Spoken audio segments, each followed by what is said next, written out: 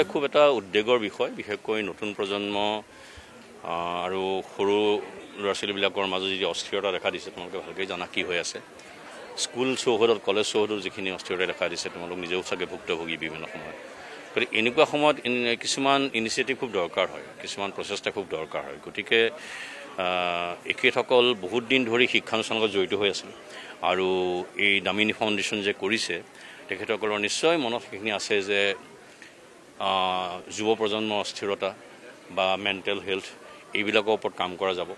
আৰু এইখিনি কাম কৰাটো বহুত প্ৰয়োজনীয় হৈ গৈছে, ইতিমধ্যে সময় পাৰ হৈ গৈছে বুলি মই ক'ম। গতিকে এনেকুৱা ধৰণৰ যদি এটা সংস্থাই এটা প্লেটফৰ্ম যদি থাকে এই ধৰণৰ কাম কৰাত, হয়তো যথেষ্ট সঁহাৰি পাব আৰু কিছু পৰিমাণে হয়তো সমাজক এটা তেওঁলোকে সহযোগিতা দিব পাৰিব যে এই ধৰণৰ যি অস্থিৰতা, যি এটা বিপদজনক পৰিস্থিতিৰ সৃষ্টি হৈছে, তাক যাতে এটা শান্ত কৰা বা এটা স্বাভাৱিক অৱস্থা লৈ যায়। গতিকে সমাজখন হৈ গৈছে একেবাৰে মানে স্থবিৰ। তাৰমানে তাত যদি অকণমান আমি এটা বিদ্যুতৰ চমক নিদিওঁ বা বিদ্যুতৰ এটা মানে জোকাৰণি নিদিওঁ, সমাজ কিন্তু এই ধৰণে থাকিলে অকল চৰকাৰী চাকৰি কেইটামানৰ কাৰণে যুঁজ বাগৰ কৰি থকা বা কিবা সৰু ব্যৱসায় এটাত লৈ লাগিয়ে ল'ৰা ছোৱালীৰ মাজত বা মানুহৰ মাজত সংঘাতৰ সৃষ্টি হোৱা, সেই পাৰ হৈ পেলাই সেই স্থবিৰতা, সেই স্থিতাৱস্থা পাৰ হৈ পেলাই যদি বিদ্যুতৰ চমকৰ দৰে আমি ওলাই আহিব পাৰোঁ, হয়তো কিছু কাম হ'ব পাৰে। এটা আছে নহয়, চুমি বৰাও বাতৰি, গিবনৰ কথাটো বাতৰি, গিবনলৈ যদি সঁচাকৈ এক ভাবুকি আহিছে, সেইটোও এটা বাতৰি। কিন্তু কথাটো হৈছে যে আমি কিন্তু নিজে বিশেষজ্ঞ হোৱাটো উচিত নহয়। আমি এই কথাবিলাকৰ কাৰণে যিবোৰ অৰণ্যৰ লগত জড়িত, নেচাৰেল হেৰিৰ লগত জড়িত বিশেষজ্ঞ আছে, তেওঁলোকৰ পৰা মতামত লোৱা আমাৰ সাংবাদিকসকলৰ কাম, যে কি পৰিস্থিতি গিবন অভয়াৰণ্যলৈ ভাবুকি আহিছে বা আহিছেনে নাই। কাৰণ আমাৰ এতিয়া এনেকুৱা হৈছে, মানুহে মিডিয়াক গালি গালাজ কৰা আৰম্ভ কৰিছে যে ভালকৈ মিডিয়াই বুজি নোপোৱাকৈ বা আচল টাৰ্গেটটো হেৰি নকৰাকৈ আমি নিউজ কৰোঁ। গতিকে আমি কিন্তু বিশেষজ্ঞৰ কিমান ভাষ্য লৈছোঁ, এই যে গিবন অভয়াৰণ্যসমূহৰ সন্দৰ্ভত জনা বুজা মানুহৰ কিমান ভাষ্য লৈছোঁ, সেইটো কিন্তু আমি কিন্তু লোৱা নাই। মই দেখিছোঁ, মই নিজৰ সংবাদ প্ৰতিষ্ঠানেই হওক বা তোমালোকৰ হওক খুব বেছি দেখা নাই। আমি ৰাজনৈতিক নেতাৰ ভাষ্য লৈছোঁ, আমি কোনোবা সংগঠনৰ ভাষ্য লৈছোঁ, কিন্তু কিয় নলওঁ? আমি সেইটো আমি ছেমিনাৰ এখন কৰিব পাৰোঁ, আমি তেনেকুৱা ধৰণৰ তোমালোকে অলপ আগবঢ়া কামত। আমি আচলতে আজি কথা পাতি আছোঁ, মোৰ আগৰ বক্তাসকলে খুব ভাল কিছুমান কথা ক'লে, যদিও ইয়াতে বেছিভাগ ছাত্ৰ ছাত্ৰীৰ সংখ্যা কিমান আছে মই নাজানো, কিন্তু সকলোৱেই বিভিন্ন ধৰণে জড়িত, যে ছাত্ৰ ছাত্ৰীও আছে, অভিভাৱকো আছে, কোনোবা পিতৃ মাতৃ, কোনোবা অভিভাৱক। এই সকলোকে আচলতে আমাৰ এই কথাখিনিয়ে স্পৰ্শ কৰি যাব। কাৰণ মই সদায় দেখোঁ, মই নিজেও দুটা টিনেজাৰ ল'ৰাৰ পিতৃ, যে আমি কিন্তু আমাৰ পাৰ্চপেক্টিভৰ পৰা, আমাৰ পিনৰ পৰা তেওঁলোকৰ চিন্তা চৰ্চাক আমি যিটো চাওঁ, সেইটো এটা ভুল বুলি মই নিজে ভাবোঁ। কাৰণ সেয়া হ'ল AI যুগৰ প্ৰজন্ম, AI প্ৰজন্ম, এইটো সেয়া হ'ল এটা 140, 150 IQৰ প্ৰজন্ম। আমি কিন্তু আমাৰ পিনৰ পৰা, আমাৰ পাৰ্চপেক্টিভৰ পৰা চালে, আমাৰ দৃষ্টিভংগীৰ পৰা চালে সদায় কিন্তু শুদ্ধ ছবিখন দেখা নাপাওঁ। আমাৰ জেনেৰেশ্যনৰ বাবে সেইটো, আৰু আপোনাক নাভাবিব যে তাত সকলোবোৰ বেয়া কামেই হৈ আছে, ভাল কামো হৈ আছে। কিন্তু আজি আমি এই যে দেশখনত এই পৰিস্থিতিত আছো, আমাৰ অলপ হতাশা, দিশহাৰা, অলপ এটা ডাইৰেকশ্যনলেছ, ভিজনলেছ এটা অৱস্থা হৈছে। কিন্তু তাৰ ইতিবাচক কথাও আছে যে বিশ্বৰ এখন নবীনতম দেশ, য়াংগেষ্ট কাণ্ট্ৰি ইণ্ডিয়া। কাৰণ আপোনালোকে জানেই চাগে, আমাৰ ভাৰতৰ 140 কোটি মানুহৰ আমি যদি গড় বয়স লওঁ 29 বছৰ মাত্ৰ। আৰু এইটো পৰিস্থিতি বিশ্বৰ ভিতৰতে নবীনতম দেশ হৈ থাকিবলৈ ভাৰত থাকিব 2030 চনলৈকে থাকিব। আৰু ভাৰতৰ তুলনাত জাপান এখন বৃদ্ধ কাণ্ট্ৰি, আমেৰিকা বৃদ্ধ কাণ্ট্ৰি, UK কথা নকওঁৱেই, ইউৰোপৰ বহু কাণ্ট্ৰি লাহে লাহে বুঢ়া হৈ আহিছে। ভাৰত নবীনতম কাণ্ট্ৰি হিচাপে, এটা শক্তি হিচাপে বিশ্বত থিয় দিছে।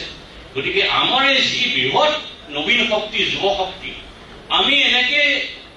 তেওঁলোকক দিশহাৰা হৈ থাকিবলৈ, তেওঁলোকক এক ধৰণৰ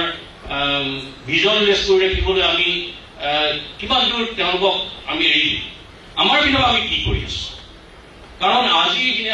দুদিনৰ আগৰ কথা ভাৰত বিশ্বৰ তৃতীয় বৃহৎ শক্তি হৈ গ'ল বিভিন্ন কাৰণে এইটো এটা বেলেগ ইণ্ডেক্স থাকে আপোনাৰ মিলিটাৰী সামৰিক থাকে বা ইকনমি থাকে বিভিন্ন ইণ্ডেক্সৰে ভাৰত এতিয়া বিশ্বৰ জাপানক আঁতৰাই আমেৰিকা আৰু চীনৰ পিছতে সম্ভৱতঃ ভাৰত এতিয়া বিশ্বৰ তৃতীয় বৃহৎ শক্তি হয় আৰু ইয়াৰ আচল কাৰণটো হ'ল যে এই যে 140 কোটি জনসংখ্যা বহুতে এইটো বাৰ্ডেন বুলি ভাবে বোজা বুলি ভাবে ভাৰতৰ কাৰণে এই মুহূৰ্তত এই বজাৰ কিন্তু এটা সৌভাগ্য কঢ়িয়াই আনিছে কাৰণ অন্য কৰ্পৰেটৰ কথা মই বাদেই দিলোঁ আজি গুগল হওক ফেচবুক হওক ইনষ্টাগ্ৰাম হওক ভাৰতৰ গ্ৰাহকৰ কাৰণে তেওঁলোকে হাঁহ কৰি ৰৈ আছে আৰু IT সেক্টৰত আমি বিশ্বতে আমি বিয়পি পৰিছো গোটেইখনত কাৰণ আমি চিপ লেবাৰ দিছো IT সেক্টৰত আমি আমাৰ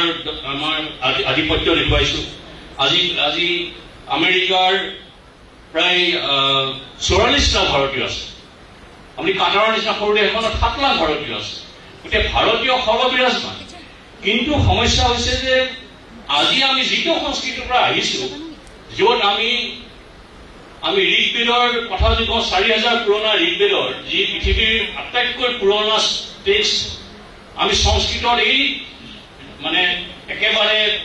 ৰমৰমীয়া দিনৰ পৰা আহিছো য'ত সংস্কৃত ইণ্ডোনেছিয়া ফিলিপাইনছলৈকে বিয়পি গৈছিলে আমি জাৰ্মানীত যদি যাওঁ কেতিয়াবা জাৰ্মানীৰ আমি যিটো এয়াৰলাইন্স লুফথানছা শব্দটো ক'ৰ পৰা আহিছে লুপ্ত অংশ এটা হাঁহ আকাশেদি উৰি গৈ নাইকিয়া হৈ গ'ল এই লুপ্ত অংশৰ পৰা লুফথানছা এয়াৰলাইন্সৰ নাম আহিছে গতিকে সংস্কৃতৰ ডমিনেশ্যন সংস্কৃতৰ আধিপত্য এই পৰ্যায়ত আছে কিন্তু সেই সংস্কৃত আজি এটা ডেড লেংগুৱেজ হিচাপে মৃত ভাষা হিচাপে ইউএনএছ ঘোষণা কৰিছে এনেকে বিভিন্ন ভাষা মৃত হিচাপে ঘোষণা কৰিছে কিন্তু সংস্কৃতৰ দ্বাৰা ইমান এটা সমৃদ্ধ ভাষা আজি মৃত হিচাপে ঘোষণা কৰিব লগা গতিকে আমি ক'ত আছো বা অসমৰ কি অৱস্থা কাৰণ পৃথিৱীখন আহি এটা সৰু হৈ আহিছে এই যে আমাৰ হাতত মোবাইল আছে সৰু আছে আমাৰ টিনেজাৰ হাতত মোবাইল আছে ইণ্টাৰনেট আছে লেপটপ আছে ছচিয়েল মিডিয়া আছে আৰু এই IQৰে এই AI জেনেৰেশ্যনৰ মানুহ ল'ৰা ছোৱালীখিনিৰ কাৰণে চব পৃথিৱীৰ দুৱাৰ খিৰিকী খোল খাই গৈছে এখন 95খন দেশ পৃথিৱীত আছে সকলোৰে ৰখিল খোল খাই গৈছে আমি ইয়াত যে এই এটা প্ৰায় অন্ধকূপত সোমাই থকা নিচিনাকৈ অসমত আছো কিন্তু আমাৰ হাতত যেতিয়া মোবাইল আছে আমি কিন্তু গোটেই দুৱাৰ খিৰিকী খোলা আছে আমি ওলাই যাব পাৰোঁ অকল বিদেশ ফুৰিবলৈ নহয় মই কৈছো যে গ্ল'বেল ভিলেজৰ আমি বাসিন্দা হৈ পৰিছো কাৰণ আমাৰ আগৰ মানসিকতা কি আছিল যে আমি আগতে আমাক জোৰ দিয়া হয় যে তোমালোক ঘৰত অভিভাৱকে কয় যে ডক্টৰ হ'ব লাগিব ইঞ্জিনিয়াৰ হ'ব লাগিব বা খুব বেছি বেংকৰ চাকৰি কৰিব লাগিব কিন্তু আজি চাওক ভাৰতত 48% ইঞ্জিনিয়াৰ ঘৰত বহি আছে চাকৰি নাই কোনো কাম নাই আজি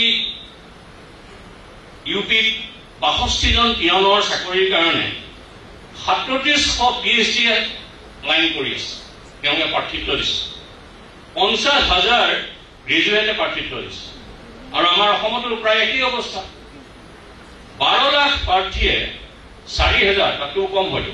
4,000 চাকৰিৰ কাৰণে প্ৰাৰ্থিত্ব দি বহি আছে মানে এটা চৰকাৰী এটা নিশ্চয়তা থকা এটা চিকিউৰিটি থকা চাকৰি এটা কিন্তু এই ৰাজনীতি মই বুজি নাপাওঁ ৰাজনীতিক নেতাসকলে খুব ফূৰ্তি পাইছে আমি চাকৰি দিছো 3,500 বা 4,000 কিন্তু আৰু উল্টা বাস্তৱিকখনো চাওক তেওঁলোকৰ কাৰণে বিপদজনক কিন্তু এই 11,96,000 মানুহক কিন্তু তেওঁলোকে খুব ক্ষুব্ধ কৰিব 11,96,000 মানুহক কিন্তু তেওঁলোকে অসন্তুষ্ট কৰিব তেওঁলোকৰ নিৰ্বাচন প্ৰৱণ কৰিব কিন্তু মই বাৰু সেই চাৰ্কাষ্টিক হেৰিটো নকওঁ কিন্তু মই দেখিছো যে এই চৰকাৰী চাকৰিৰ প্ৰতি এটা হঠাৎ স্পৃহা আৰম্ভ হৈছে কিন্তু সেই সমাজখনৰ স্থিতাৱস্থাক কিন্তু সূচাইছে আৰু ইয়াৰ ফলত কি হ'ব যেতিয়া নাপাব চাকৰিটো নাপাব তাৰ ফলত মানুহৰ সাংঘাতিক ধৰণৰ এটা হতাশা সাংঘাতিক ধৰণৰ এটা বিমৰ্ষতা আহিব সেই ছ'চাইটিখনত বিভিন্ন অস্থিৰতা আহিব আৰু চাৰিজন আমি দেখিবলৈও পাইছোঁ